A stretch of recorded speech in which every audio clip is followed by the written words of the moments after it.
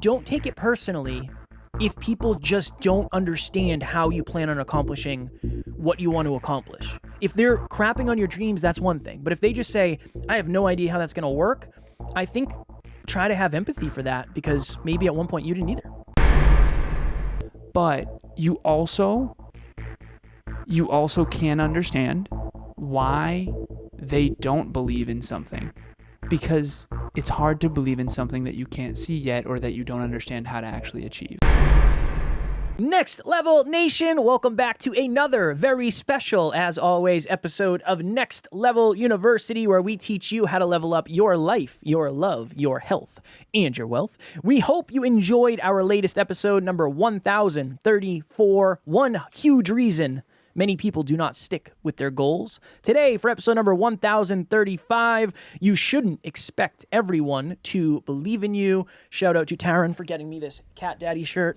I want to make sure I show it off to the masses. So, as you know, or maybe you don't know, I have been going on a ton of podcasts lately. I think this week it was, 25 total shows I did, which is awesome because I'm learning so much and I'm meeting a lot of awesome people. But I think more than anything, I'm getting asked a lot of questions that I've either never been asked or I never had the awareness that I have today. So somebody asked me the other day, it was kind of a two-part question. I think the initial question was, early in your journey, how did you get over the fact that there was people that didn't believe in what you were doing? And then the second part was, how do you get over it now? And I said, well, in the beginning, I said, number one, I'm very blessed because I have very supportive people in my life, and there have been very few people who have doubted, or at least doubted to my face. So in the beginning, I just tried to lead by example. I said, now the understanding that I have, I try to empathize with it. And this is what I mean.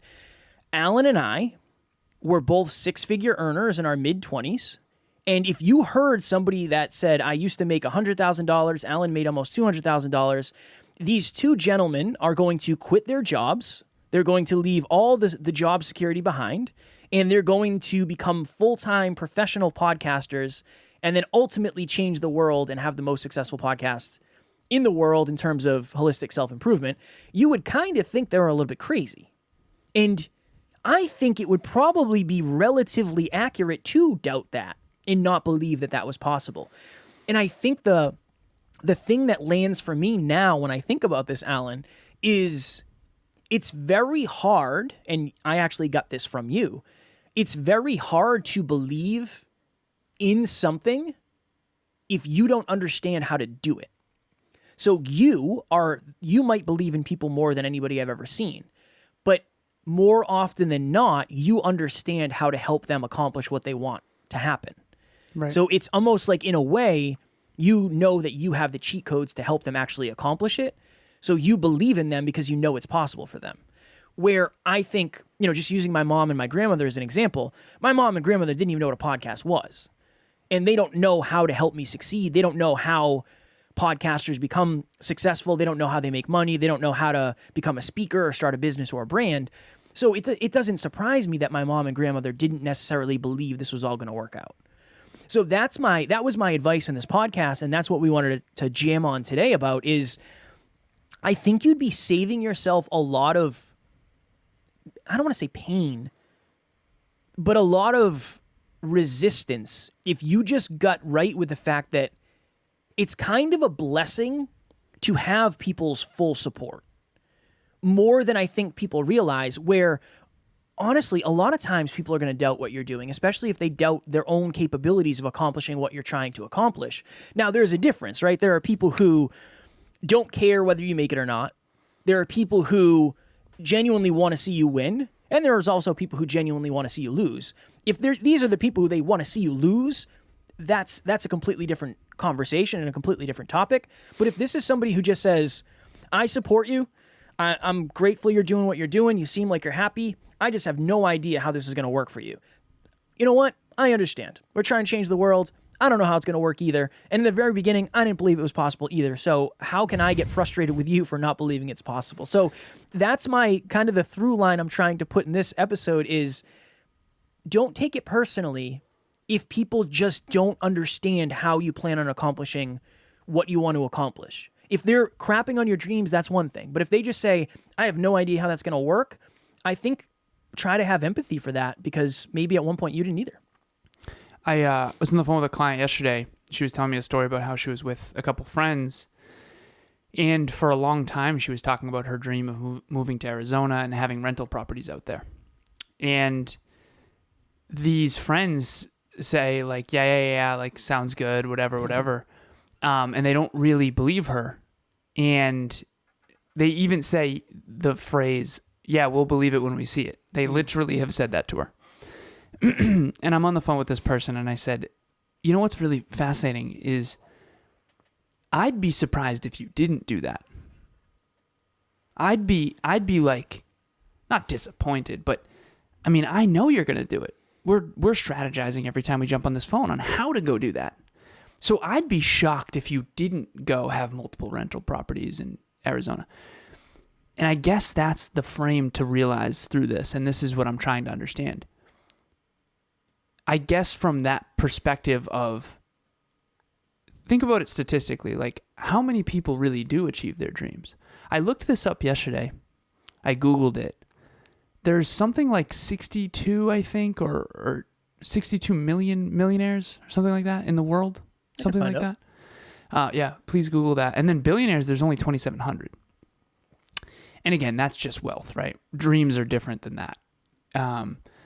You can have a dream to play in the NFL, or you can have a dream to be an actress or a singer. I was on the phone recently with a listener of ours who has a dream to be a singer, and we looked up her. I said, who's your hero? Who's your hero or heroine? And she said, I forget the name of the woman. It's a very famous artist.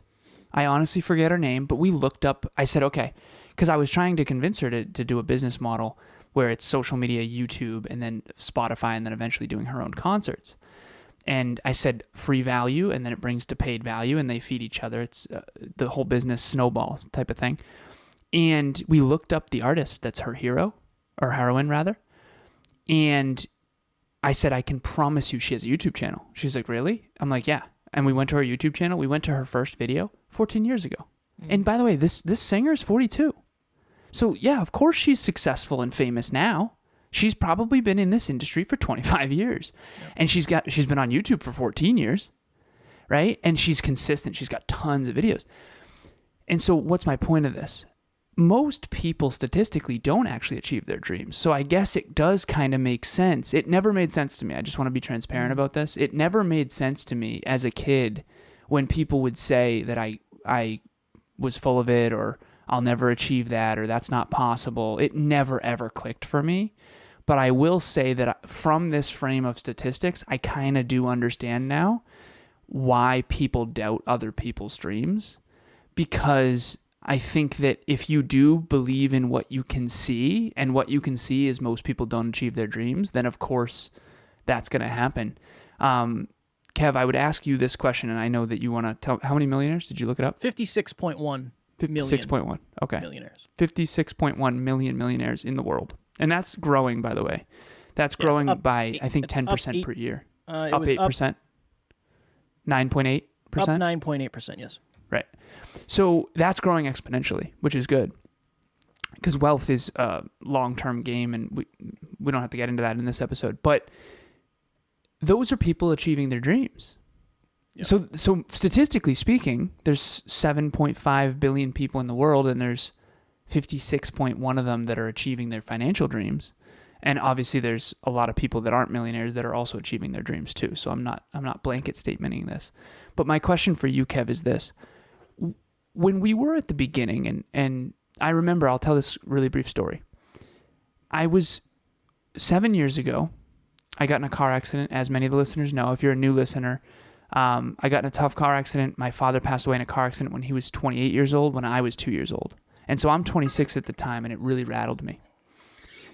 And I decided after that to go all in on my dreams, my own self-improvement, my own holistic self-improvement in my dreams. And I remember I had a partner at the time who, not an intimate partner, a business partner at the time, who had a friend, and I grew up with this person.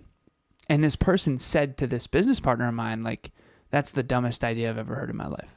Like, he literally said, I would never quit a job making that much money, because at the time I was making, as Kevin mentioned, nearly $200,000 a year in my early 20s and then mid 20s. And I told this business partner, I said, that's why that person will never make that much money. And he's like, well, what do you mean? I said, well, I had to risk 65 to make 85. I had to risk 85 to make 105. I had to risk 105 to shoot for 125. And then I had to risk 125 to shoot for 180. And I had to risk 180 to now make what we're making now. And it took us years. Yeah. And so, you know, I guess my question for you, Kev, is I want this to sound accurate. I want this to be as accurate as I can. I never really doubted our long-term abilities. You know, I knew that we could have a successful podcast. I never doubted that. And I feel like other people doubted us a lot, particularly me. And I felt that way my whole life to some extent. And it's understandable. And I think that's why I'm contemplating this. But my question for you, Kev, is if you doubted us, why did you do it? Like, I'm reckless. Hi everyone, my name is Amanda. I am a dental hygienist and a mom of 2 teenagers. I was first introduced to Kevin and Alan about 3 years ago, where I listened to a live Zoom training. I was really impressed with the value that they packed into that hour-long call, and that led me to their podcast page. I've been blessed to be able to be a student of them in that way through their podcast over the last 3 years. And the growth that I've seen in them, I guess, is what inspires me to keep coming back, because they not only talk the talk, but they walk the walk. And I see the changes in them, weekly, monthly, yearly. So that led me to book a consultation with Alan about 6 months ago. And I showed up to that call in the lowest spot that I have been at in my entire life. The empathy and compassion that he presented in that call, and how much work we still got done despite the state that I was in, was again very impressive to me, and I've been a one-on-one client ever since. Alan is someone that you want in your corner. I have grown so much over the past 6 months in my ability to make decisions, my confidence, the relationships that I have, my organization, my motivation, and I'm only just getting started. I've made so many big moves, and he is the biggest motivator and the biggest encourager, and he is a good human that genuinely wants the best in your life, your future, your love, your relationships, your wealth, and they just want to make the world a better place, and I believe that. And if you have the chance to be in the same room or on the same call or have these two in your life in any way, then you are blessed, and it is a gift. So thank you so much from the bottom of my heart for everything that you guys do and pour into everyone. And I'm just so excited to watch your journey keep unfolding and to be a part of that in any way that I can. So I'm reckless. That's your answer? No, but I wanted to be. Did you doubt? So I had a lot of yeah. people in my life that doubted me. Yeah. Okay, genuinely. Why didn't you? Or if you did, why did you not say it? I just think I doubted you less than other people. I don't know. I just knew if I was with you, I'd be better off than if I was alone. That was my belief. Is if I'm with Jeff, if I'm with Alan. For those of you who don't know, Jeff is like the name we call each other. I pulled up to Alan's house one time. I typed "I am here." It auto-corrected to "I am Jeff," and then Alan and I both became Jeff. It's a whole thing. And I said, "I am also Jeff." I am also Jeff. I think I realized that I would be more successful with you than without you. I think that was my belief. I don't know why. I don't know what it was. I think when you and I partnered up, it was like, well, he knows what he's doing. I knew you knew more than I did. I didn't know how much, but I knew you knew more than I did. And I think in my mind, there wasn't a lot of people, like, I have very, very intelligent, and I had very, very intelligent friends, but not when it came to business and entrepreneurship and understanding the economy and digital marketing, speaking. There's nobody else I knew that wanted to be a speaker. I didn't want to be a speaker. I wanted to be a podcaster, but I knew speaking helped. So I think it just felt right. And you believed it. I think that's the interesting thing is it's almost like I'm at the point now where I don't expect anybody to believe in me unless they're chasing their dreams. In which case they kind of have to believe in me because they have to believe in themselves. That's kind of where I'm at. That's where I'm at now. You've always been a dream chaser. I'm starting to get it. And I think that I remember I was a sophomore. You were in this class. So Kevin and I went to high school together. For those of you who don't, we didn't get along well in high school, but we did not collaborate. He may or may not have disliked me strongly. But anyways, so I was in law class and Kev was actually in this class, but I was with one of my friends, Ryan, at the time, and he was talking about going to Hollywood and being a famous actor. And his favorite show was Smallville. You know the actor from Smallville? Stud? I remember the show. I don't remember the actor. Yeah. Okay. So, and I was like, yeah, you could absolutely do it for sure. Like, that's awesome. And I was pouring into that. And we ended up going to LA together in our early 20s, you know? And I wanted to work in show business. He wanted to work as an actor. We were going to chase our dreams together. And I ended up coming home, family stuff. Don't want to get into that. But essentially, I've always believed in people because I think I've always believed in myself. And I think that, I don't know, that's apparently not that, it's not as common as I thought, I think. Yeah. I remember my favorite teacher in the whole world, her name's Mrs. Pryor, and I love and adore this teacher. I remember I said, Mrs. Pryor, like, we used to go to the math meets at Worcester Polytech, my alma mater, WPI. It's like a mini MIT. And we used to go to math meets and compete. And she would bring me. It was awesome. And I remember I said to her, you know, you should teach at WPI, you know? And she said, Alan, I could never teach at WPI. And I remember thinking to myself, like, what do you mean? Like, of course you could, right? And she could, by the way. Okay, I'm 33 now. Like, you totally could. You just don't think you can, so you won't, right? And now I coach people all over the world. So it's like, if I was her coach, of course you could. I could reverse engineer that and help you do that, right? I actually know someone who could hire you. So I guess I just never got it. I never understood what that was like. I remember I told Kev this. My smallest dream ever was when I was 14 years old. I wanted to be a Fortune 50 CEO like my hero, Steve Jobs.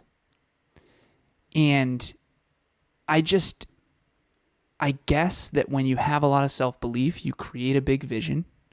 When you have a big vision, you have big goals. And when you have big goals, you learn a lot and you work really hard. And I now realize, having coached as many people as I have, and Kevin helping me understand this. I mean, Kev, on this episode, the dots for me in my past are connecting. I have 1,000 more stories like this. I remember I said I was at a party once. I was interning at iRobot at the time. I made $19.50 an hour as an intern at iRobot over the summer. Pretty good for an intern. And I remember I was at a party. No, it was good. It was good back then. Good for a junior in college. And I was broke back then, so I needed it. But anyways, and I remember Bagel Fridays. It was the best. We always had bagels on Friday. And I ended up being mentored by the COO of that company later on. But I was at a party, and we were raging. We were a big bonfire. And I had a friend, and I said, yeah, no, I'm going to make 6 figures out of college. Like, that's my goal. Like, I'm going to make 6 figures right out of college. And he, like, the next day texted me, like, you're not going to be able to do that. And I'm like, no, I'm going to do that. You know, that's what I'm going to do, right? But I kind of know why he didn't think that. No one does that. Most people, I mean, back then, remember, I graduated college in 2012. So after 2008, it was not easy to get, you know. But I knew what he didn't. This is the problem. And Kev, I know I'm taking this episode off the rails here. Good. I do have to hop, though. I have like 2 minutes. I know. I had awareness he didn't have. I knew what my colleagues were making. You know, I know what these tech companies are paying for these engineers, right? So I'm not just saying stuff without the awareness of actually how to go do it. And so to your original point, I know your Wi-Fi is messing up right now, brother. But to your original point, if people aren't believing in you, what if they just don't know how to do it? And I think that's what I'm now understanding is he's like, you're not going to be able to do that. It's like, I know for a fact I'm going to be able to do that. I know the people who make that much. And I know someone who's going to give me that job. So when I say things like that, they might seem really arrogant. What if they really are just mathematical and scientific awareness of what's actually possible? And I guess, the through line in this episode is, if people don't believe in you, you say don't take it personally. Luckily, it always motivated me. Yeah. And I do want to say that. If people are crapping on your dreams, you have to let it motivate you. And I will say that until forever. I will always say that. You have to let it motivate you. But you also can understand why they don't believe in something, because it's hard to believe in something that you can't see yet or that you don't understand how to actually achieve. And so I'm starting to understand that, and I appreciate you helping me understand that, Kev. But for the longest time, for really 32 years of my life, I never really understood this. Yeah. Well, I remember in one of my relationships, my partner wanted to move across the country and chase her dreams, and I told her not to. So I think it's easy for me to understand what it's like to not believe somebody can do something. It's not always Did out you of actually malice. not believe she could do it? No. Because I didn't believe I could do it. It's hard to imagine a life for somebody else that you can't imagine for yourself. At least in my experience. So you thought that was impossible? Yeah, I didn't want to see her get hurt. And I didn't want to be left behind. That was part of it, but I didn't want to see her get hurt. Yeah. Okay. Yeah, I'm starting. The advice I give now is way better than the advice I've ever given before, because I have more belief in what I'm capable of. So more awareness. I can pass that on to other people and say like, well, yeah, more awareness. I know this works. You can do this. Right. I got to bounce because I have another podcast. Next Level Nation, as you can see below me, if you're watching us on YouTube. If not, you have no idea what I'm talking about. Many people, so let's use this as an example. If you're looking for more people in your life who support you, if you're looking for more people in your life who understand what being a dream chaser actually is, and you do not have a community or you want another community, that is exactly why we created Next Level Nation, private Facebook group. You don't have to post if you don't want. You don't have to ask questions. You don't have to do anything, but it's a place for you to be part of that. Maybe one day you'll say, you know what? I want to get out of my comfort zone. I'm going to make a post. I'm going to send somebody a message in this group, whatever it may be. Our private Facebook group is set up for that. You can join with a link in the show notes. So as you know, we just filled group 7 of group coaching. By the end of group 7, we will have graduated 72 individuals from group coaching. The idea is get on a like-minded team of dream chasers that are all also listening to this show to try to improve every single day, achieve more in 90 days than you ever have before. We just talked to our web developer. Shout out to Alessandro. He said group 8 on the landing page is ready for applications. If you are interested in joining group coaching, we already have a list. I want to say it's 22 people who did not get into group 7. And we're going to be messaging those people soon now that the landing page is done. If you do want to join group 8, please lock your spot as soon as humanly possible. The link will be in the show notes. Next Level Nation tomorrow for episode number 1036. Do you even realize how far you've come? We have done that episode in the past, but I think it's a nice reminder, it's a nice reflection point, and it helps us gain perspective. So we will be talking about that on Monday. As always, we love you, appreciate you, grateful for each and every one of you. And at NLU, we do not have fans, we have family. We will talk to you all tomorrow. Please reach out.